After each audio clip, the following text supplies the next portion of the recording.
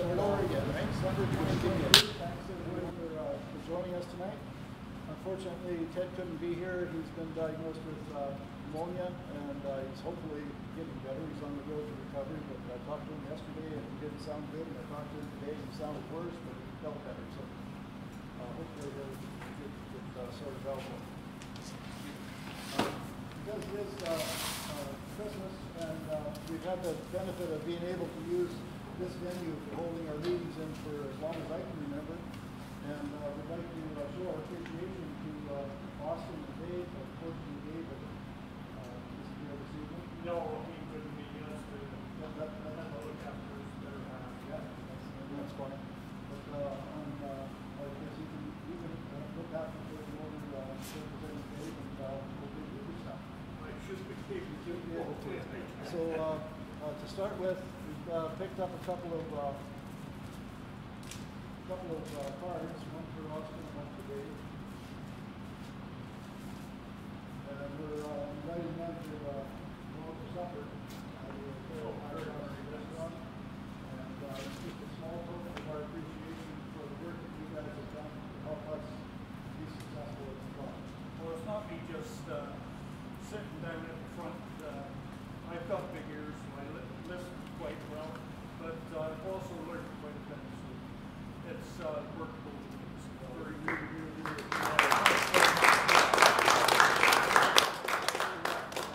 Stu would like to talk to you a little bit too. I was afraid of this.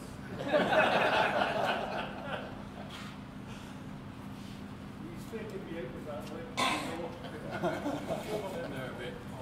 Okay. Well, I figured you have a nice meal somewhere, but that'd be there and gone in one day. So I suggested we make something for you. So I made this, and we're going to present this to you too, Austin. I think you take that home and you enjoy that with your wife. Fill her up with fruit or whatever you want, but that was yours. Yeah, just lovely. Super. Thank you very much. All right. Thank you. And we also have one for Dave. We have one for Dave. Okay. We'll get Ken to Okay. that one. Yeah, okay, very good. Yeah, Ted had told me to wrap it, so I Well, did. that's okay. We'll get Austin to How come I didn't get a red wrapper on mine? So we'll just get him to open it so everybody can see it. Sure. Okay, that's what we're going to have. Just the bowl. That was it finished.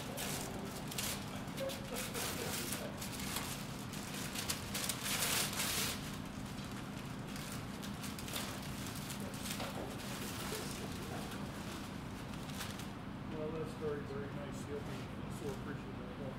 Thank you very much. Lovely job. Lovely job. Great. Thank you. Thank you, and okay, so much for all the work you've done for us. Very good.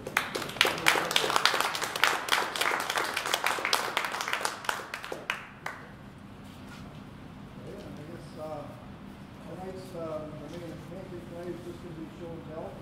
So John set up the cameras. If you want to explain how the cameras are going to work or what you want people to do when they're doing the show and tells. Okay, so when you're talking, just stand next to your person standing there, and then place your piece on that turntable there in that kind of role. Can everybody hear it? Okay. And what's that camera doing? Filming you right now, so So it'll film whenever you're presenting your it's piece through it. camera. That camera is recording, and this is recording down to here. And the intention is we're going to try and put this together and post it on the Edmonton Woodturners site at some point in time in the future. And, Yeah, I've got a few things. Well, not a few, not many at all actually. Coming the end of the year, moving into 2023, what does that mean? Membership fees are due again, guys. So on the web page, we've got the email address for, it will say, EWG Treasurer, blah, blah. It's on the web page. Please go to the click where it says for the membership name, renewing it, or if you're a current member, if you're a new member, excuse me, fill all that information out for us. I've got I think about 20 right now that I brought with me. So because that makes it easy for me because front page, flip it over, then I got the back page. If you go online and download it, then obviously you're going to have to scan it and then send it to me. Or we can do that at the January meeting. You can just present the membership format at that meeting. Okay, so today, if you have a check, a receipt book with me, or cash, receipt book, EFT is preferred if you can do that. Okay, moving on to the next thing is the Cross Cancer Institute. We've got great response from you guys. I'm delivering the remainder of, I think it's about 22 or 23 wig stands. And I think that would bring us up to about 66 plus. Also, we've got some small ornaments, Christmas ornaments for the trees that some people have made, and I'm delivering those as well. There's like 40 to 45 people that will be in the Cross Cancer during the Christmas period. So once again, if you donated, you've helped out, it's much appreciated. And so I'm going to try and find another thing for us next year. But we'll just continue right now with wig stands still, the Treasure Life beads for the stollery, and then that's about it for the moment. So appreciate it, thanks very much. Another wig stand here too. Great. Oh yeah, I saw that. Nice. Right? Yeah, great job. Great job on the last one too. Yeah. So I think for tonight we've got hot chocolate and some of Stu's shortbread. I was going to say sweetbread, but I guess it's shortbread. Yeah, we've got so there's a few donuts and there's Timbits because somebody complained last time there was no Timbits. I bought all donuts. Everybody couldn't sleep that night because of sugar spikes, so we limited the donuts. There's muffins, so if you prefer muffins, muffins are there. Hot chocolate, the reason why we did hot chocolate because somebody asked me for, oh, is there any tea? Oh, do you have any decaf? I go, oh, we'll cut that out because we'll have hot chocolate. It's cold enough outside, so if you want to go outside and sip your hot chocolate, you can do that too. So, yeah, so it's all there if you're enjoying it. Thank you.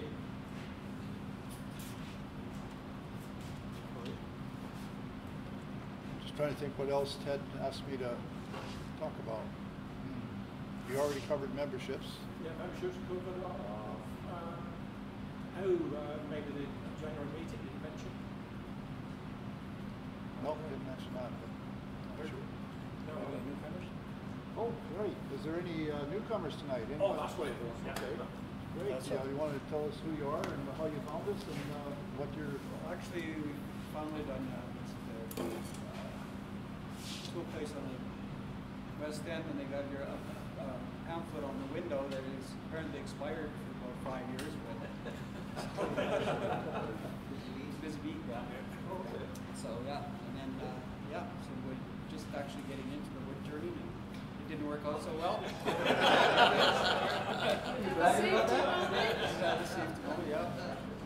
Trying to go too fast, and yeah, just first time and trying to be a big shot. So how long have you been turning? Oh, I just started. Oh, okay. Well, 2 days in. Oh, You broke your finger already? Yeah. But you broke your finger already? Oh, I broke it and I mangled it up pretty badly. Yeah, I tore it apart pretty bad. How do you do that? You know what? I'm not even sure. It just kind kind of doing too much shock. Safety lecture next. It just kind of happened, and there was blood everywhere. Oh my gosh. Well, at least you didn't lose it. It might be. I'm not sure yet. I'm a little got what do you call it? Gunshot. You should talk to Ken here. He damaged his on his boat. Oh, and sailing. Yeah, so. Yeah. Well, I know we put out a few safety moments on the Edmonton Woodturners Guild YouTube site, so there's some pretty dramatic safety moments there. Oh, yeah. Even some of us who have turned for a while can happen. Stupidity is what it was. Turner, he turns. He's also a demolition expert. and a lighting expert because he took light out as well. Oh, and his cell phone next time. Yeah. He's had a few. So you're not on your own. And where are you from? St. Albert. Oh, okay. And who else is new? My name's Pierre. I recently relocated back to Edmonton. My wife and I were living in the Bonneville area. I called it my COVID sanity project. That's when I started turning. Yep. I retired, and just after that, COVID hit, our travel plans were changed, and I decided to take this up as a hobby, and it's become an all-encompassing passion of mine. So people up here, when we came back, I came to the store, and I don't remember which gentleman referred me to the guild. We were closed at the time, so now it's about a year later, and I'm going to be coming to my first meeting to see what this is about. Well, welcome aboard. get a hobby too? Yeah, watching me.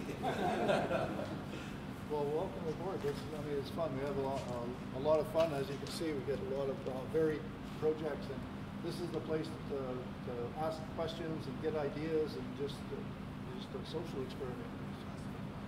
John's only been turning for about a year and a half. My grandson over there.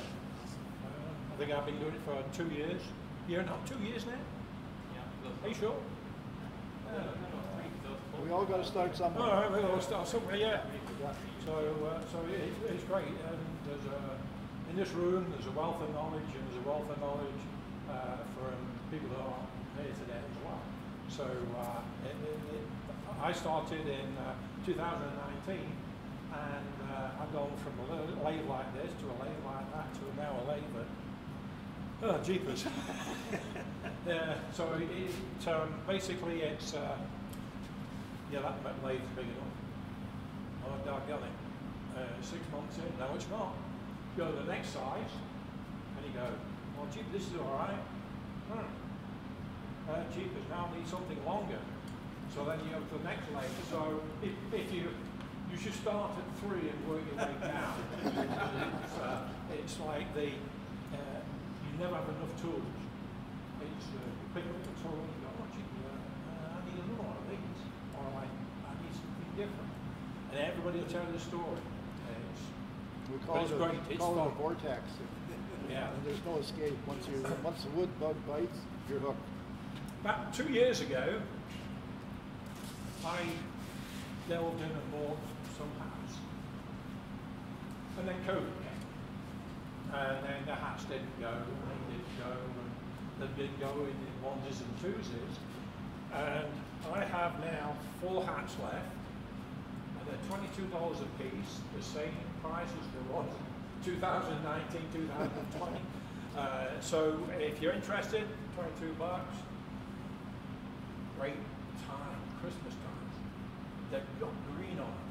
I mean, right? So anyway, so there's hats. There's 4 of them. First come, first served. I take cash, I take checks, I take EFT. I'm in charge of it. Okay. Thank you. I'm new here as well. Okay. And your name? So Dwayne, I'm new tonight as well. Okay. I got a picture of his flyer.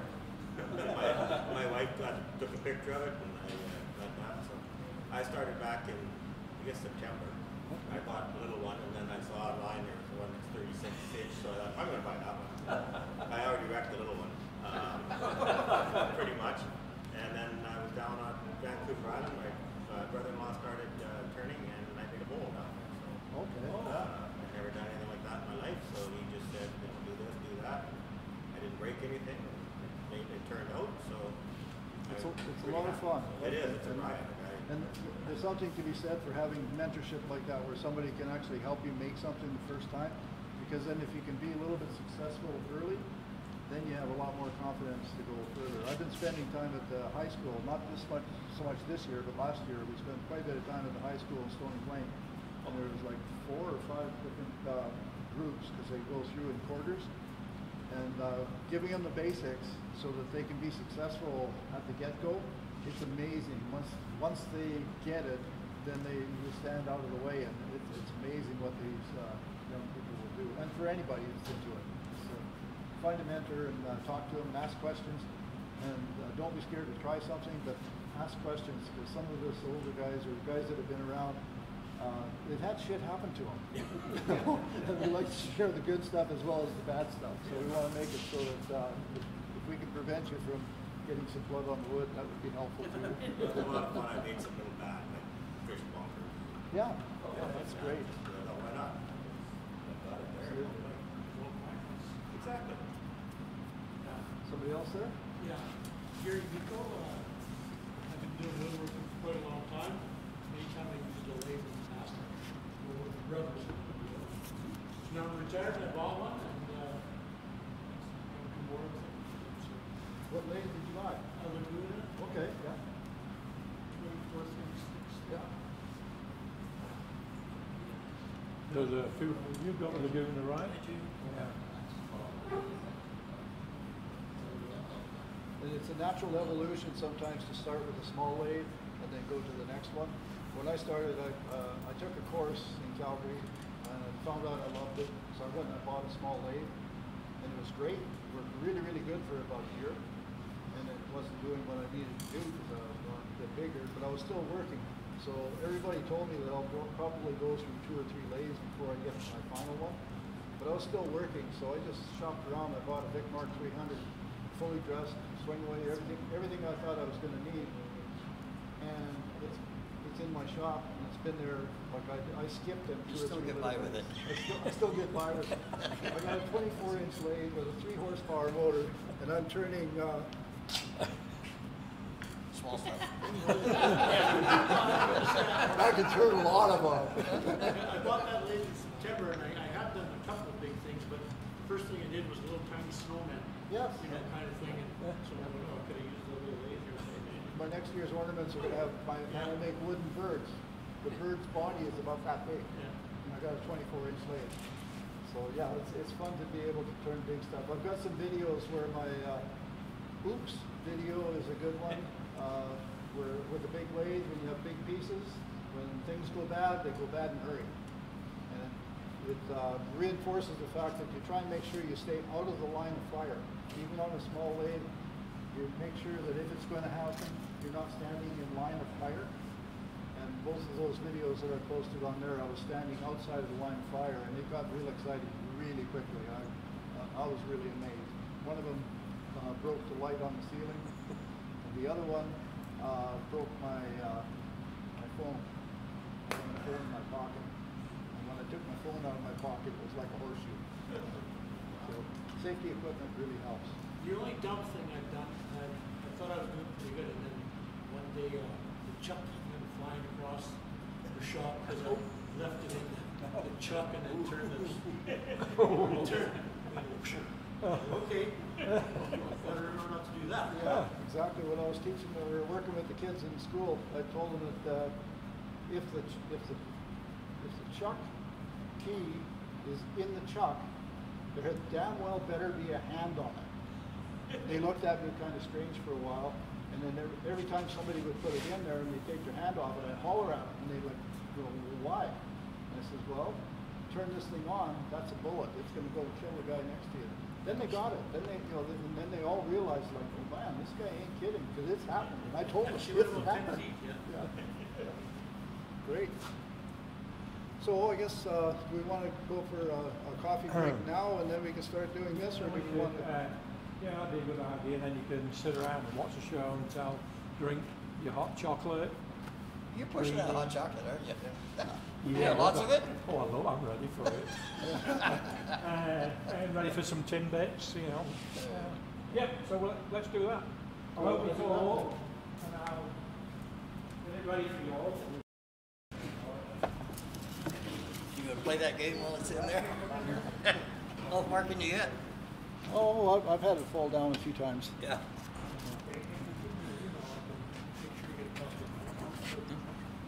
Looking good? Mind your fingers? Yeah, let me write it on one of those paper, the center, I got that, or whatever. Okay. That way, get all the information about. Okay, I guess I'll get kicked off and started here. My daughter-in-law has a niece who has a couple of kids that are between 5 and 7 years old, and she's seen a picture of this somewhere, and she sent me a picture and said, "Do you think you can make something like this?" And from the picture, I said, "Well, it's got a bunch of round pieces, so probably." The big challenge for me was to make the bent lamination. So I took a piece of 4-inch wide ash. I used to make canoes. I always used ash because it bends easy. And I resawed it on my bandsaw and made 1 8-inch wide planks, 4 inches wide. And I built a 2x6 form, just 2 pieces of 2x6, and I clamped these. I soaked them, steamed them, and then bent them around the form, let them dry for a day and a half, and then I took them apart and glued them, put them back on the form, and when the glue dried, it just stayed in that shape. The turning part of it is turning little dowels, skew practice. I've been trying to clean a bench for the last 2 years. Steve knows this one bench I'm talking about. Every time I have a piece of wood, I throw it on the bench, and it gets deeper and deeper and deeper. Well, I've now made 2 of these. I can see one corner of my bench now. Every piece of wood that was this big or whatever, I turned it into a round. So these are 4 inches long. And the whole object of the game is this particular thing is supposed to be a bunny. And they say, don't drop the bunny. So the children will take this tool and they'll push the bar out, and they'll take turns. And sometimes they come out easy, and sometimes they don't. Well, he didn't fall. But the whole object is that they keep taking them out until the bunny falls right down. And whoever is the last one to push something before the bunny falls, that's the winner or the loser. So anyway, like I say, somebody asked for it, and it wasn't hard to do. And 2 families now are going to have this toy to play with. So you get your inspiration. I guess from my point of view, the inspiration comes from anywhere. Somebody has an idea, and if you've got a lathe, you can turn stuff, you can make stuff. And I like making things that make little people happy, and so this is my contribution for this year, is to make these. And the little feet. You have little feet on snow underneath. On the bottom. Oh, Underneath. yes. When I turned this is round. So I had to figure out a way to make this stand up. So I did a split turning. So this is exactly the same as that. I just turned a little spindle with paper joint, and then I split the paper joint and just put a flat on here and glued it on. So now it has little legs. Those are cute little feet. Yeah, thank you. Yeah. I didn't know how I was going to do it. I was thinking of triangular pieces and however to make this stand up. Then I started thinking, well, why not make a split turning? So I glued 2 pieces of wood with paper joint, turned them on turned the spindle with 2 little bumps, and then split them apart with a knife, and it works. I don't even know where I got the inspiration for that, but I've done quite a bit of split turning. Any other questions? Well, that's it for me.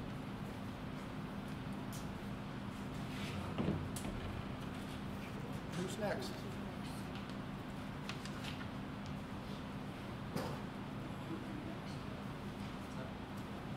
Jerry, why don't you come up and talk about yours?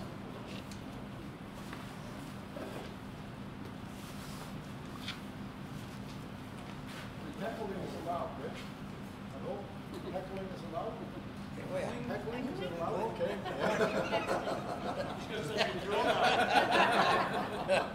Whoa! Oh, sorry.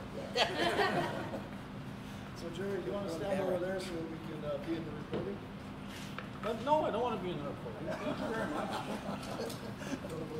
Put your pieces under the camera so that when we show it later, that we will see. Oh, okay. And this camera is focused on this dot. Okay, so just some Christmas turnings. one I think is out of cherry, and the other one's out of the block that I bought was labeled Japanese walnut. So something I'd never turned before. Actually quite soft. Is that cheap walnut? I guess, yeah. So, and then little gnome.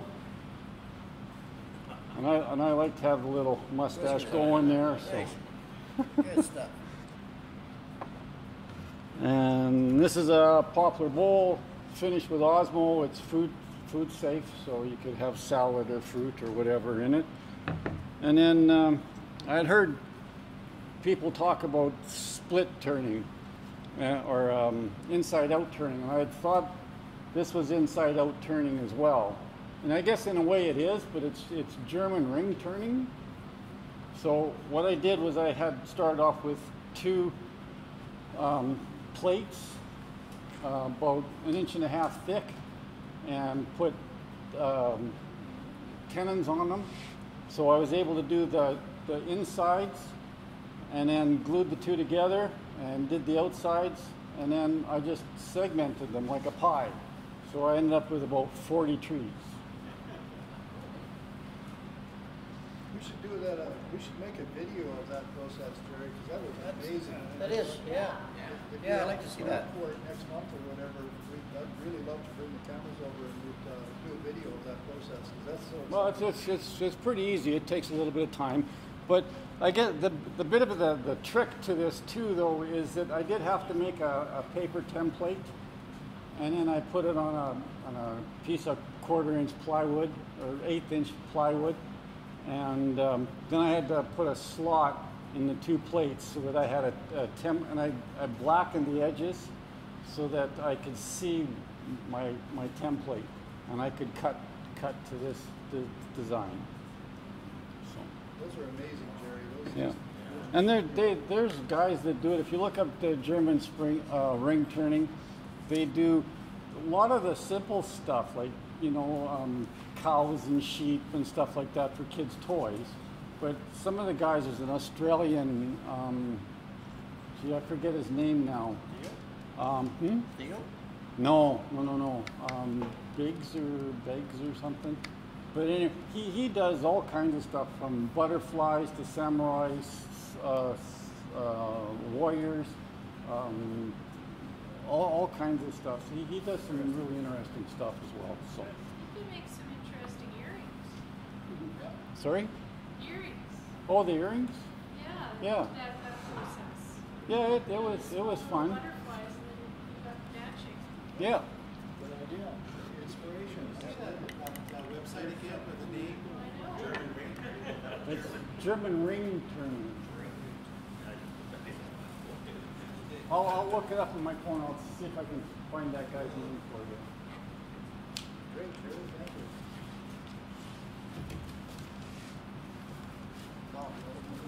Bob Shep?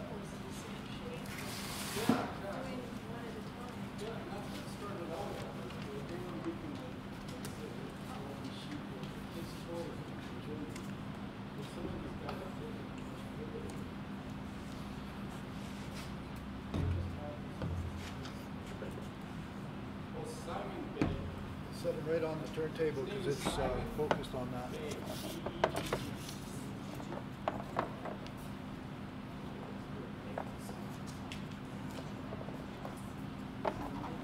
Since the theme this evening was Christmas ornaments, I brought in a couple.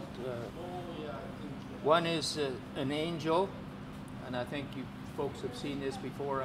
There's a video on YouTube on how to do this. This is kind of interesting pattern. It's from the prunings from an apple tree. And then, of course, just some spruce trees out of a 2x6. The spruce trees made out of spruce? Out of spruce. They're genuine. They're the real thing. They're spruce trees. And then I brought along a piece that I did last year, a vase. I enjoy segmented work. I, for some reason, do. I've had less segmented parts fly apart on me than I have whole parts.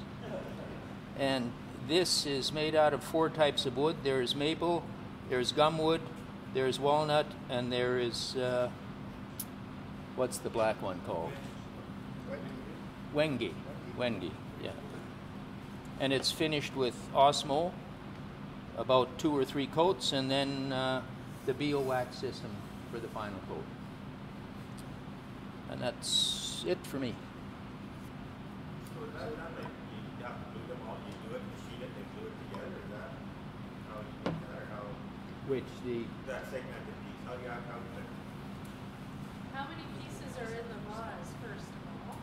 it's 16 segments per layer. wow. What I do is I will start at the bottom here, and I'll come up to about this point, and I stop. Then I'll start at the neck, and I'll make this part. I'll glue on a waist lock here, and then I go from here down to here. Then you put the 2 together, and you can see I've got a tenon in the bottom. Okay. So I'll cut the waist lock off the bottom, then I can chuck it, and come back up and cut the waist lock off the top. If you don't get the sequence right, you're going to have a headache. Do you finish the insides before you do the red pack? No, quite often I don't bother finishing the inside. If I do, I simply use finishing oil, like the oils, the rubbing oil, and I'll just pour a 1/4 of a cup or so in there. And No, I meant the inside when you're turning. oh, the turning? I do that. I do that as I'm coming up, as I'm building up. I'll put on probably 2 rings, and then I'll finish the inside, and then I'll put on another ring, finish it, another ring, finish it inside. The outside I don't. I rough turn it, but I don't finish turn it. And the other thing I do is I usually make sure that the hole is small enough that you can't get your hand in to find out whether it's. Yeah, because they'll be running ahead. Any other questions? Tell me the finish again. What did you use to finish it? I use Osmo oil. It's just a finishing oil, and I put 2 or 3 coats on, and then there is 3 different waxes that are available called the bio wax system, and polish it off with that on the lathe, and that's it. The reason that I like the Osmo for finishing is, I don't know about your shop, but mine is always dusty. So if you use any lacquer or anything like that, you don't get that glassy finish. Whereas the Osmo, I put it on and I don't care if dust settles on it or not, because 8 hours later I come back and I just take about 1,000 grit sandpaper, brush it off, put on another layer, and then another layer, and then I'll sand it once again, and then I put this bio wax system on the lathe. So it doesn't matter how much dust there is around, you will always get a nice smooth finish. You sort of learn to adapt and work with what you have and what works for you in your location with your tools. So I'll leave it to the next. There is a video of Bob doing his ankle ornament on the Edmonton Woodturners. So for the new Woodturners, Bob did a video in his shop and the process for making the ankles. He's also got a video on segmented, open segmented. Jeff. Oh, I knew you were going to pick me next. Sure. Let's see, I've got 2 items here. Okay, this little baby. Go on the other side. Oh, Yeah, come on, do it right, big guy. Come on. all right. Let me. Can we snap, clack? No. Okay. Okay, this little gem here, inside out turning. The wood I used as I'm going to try and pronounce it. It's like Tobayo or something like that, but it's a wooden floor. Bert here said, "Oh, do you want a bit of wood?" I said, "Yeah." I'm always open to a bit of wood. Doggone it. He brought the blooming box round, about 9 feet tall, and all these offcuts in there. So that's what that is. It's hardwood flooring. On the drum sander, I just take off the finish on both pieces, stick them together, glue them up, cut them down the middle, flat sand it, and I've got 4 pieces of wood to turn and make this little gem out. The bottom piece, I think that's walnut. So what I did with this is, I was always trying to find an idea. That's true inside out, so I did. I put the lamp inside, but you could never change the battery or turn it on. Turn it upside down, make it a hole big enough you could pull it out, turn the light on, put it back in, stand it up again. So I made it 2 pieces. So what I did with the forcing the bits, I just poked a hole down till I could fit the outside diameter of the tea light in there. And once I got that established for height inside, then I turned it upside down and measured what I'd need for depth into a piece of wood. So forcing a bit again on the inside to adapt to the outside diameter of the tea light, and then the inside diameter at about, I think it's about a 16th there or something, bored a hole in that, and that allowed me to pop the light on and change the battery. So that's that little guy. Sounds like a lot of work. Yeah, it sounds a lot when I talk a lot. Jeff, why don't you buy a threader? And then put in 2 pieces of thread in it. Have you seen price on things? Oh dear, more than what True Day pays me. Yeah, I think we've got a number of people here tonight that won't understand your inside-out turning. You didn't describe that part of the process. Oh jeepers, how did I do that? Oh, okay. So what you do is, you've got 4 pieces of wood. What you do is you make a paper joint. And I used to joint the whole length of my pieces of wood. So you've got 2 pieces, you glue the 2 together on a paper joint. I use now about 1 inch or 2, depending, and a little bit in the middle. So you've got 3 pieces, like about 1 inch long. Glue your 2 pieces of wood together. So now you've got, now you've got 2 pieces of wood. So then you glue, tape again here, here, here and here. Turn them to in. Now you've got a square. I put mine between centers, make a tenon on one end, so I'm safe. So I usually make my tenon at this end, and then I turn my shape. And the shape you'll see here. How can I explain this? The shape is inside. It's inside. The shape is actually on the inside. So whatever you turn, so if you're you turn the shape you're looking for, and then when you break it apart, you bring those. You've got to keep those corners, right? So you turn the corners. I did do this the first time. I turned the bloody tenon off, not realising I had to firewood. So what you do is you split your wood. Now you've got to, you've got them marked 1, 2, 3, 4. You turn them so all your inside, all your outside turning now becomes the inside shape. So now you've got a square again. Now you machine your outside, and that develops into this shape. And is that the best I can do? So, like I said, that's inside out turning. Look it up on YouTube, and you'll see some marvelous stuff. I can see another inside out turning right here on the table as well. So, hopefully that'll get explained, right, Ken? You can explain it better than I can. Okay. I think there's a piece of, I think there's might have said maple or a poplar piece, peppermill, and when I was turning it down, I came to a piece that decided I want to leave the lathe. So I had this void here, so I had to Dremel it all out, cut it all out, and then make some blank off this end, and then just basically fill the hollow until I could manage to turn it. So it was, so it was about this deep, And so I filled everything and then machined it down, and then I got my epoxy finish, and it does work. Okay. And the kit, I got this kit from KMS.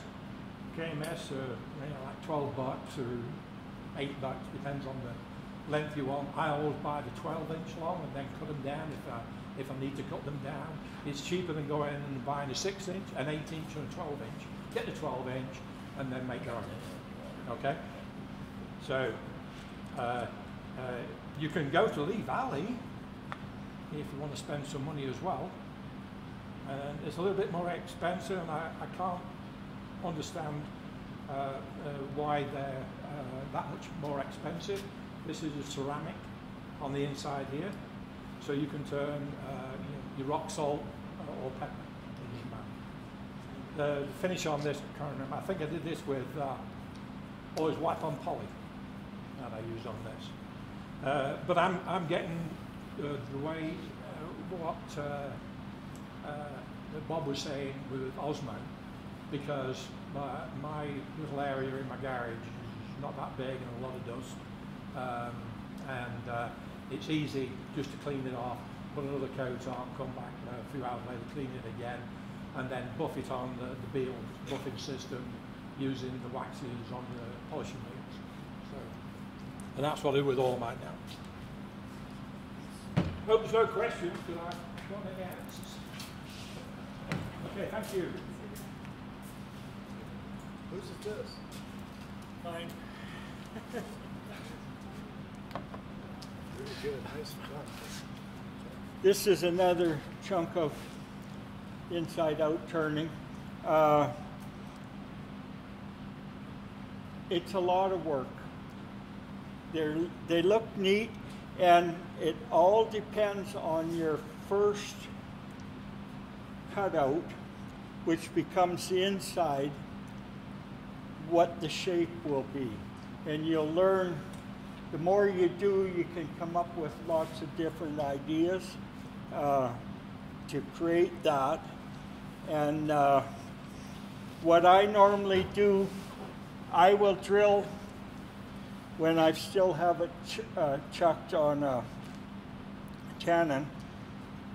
I'll drill a 1/4-inch hole in the bottom up through, and then if you want to add a tea light or a Christmas tree or a flame, you can create it and then leave a little chunks that you fit in your 1/4-inch hole to stand it up.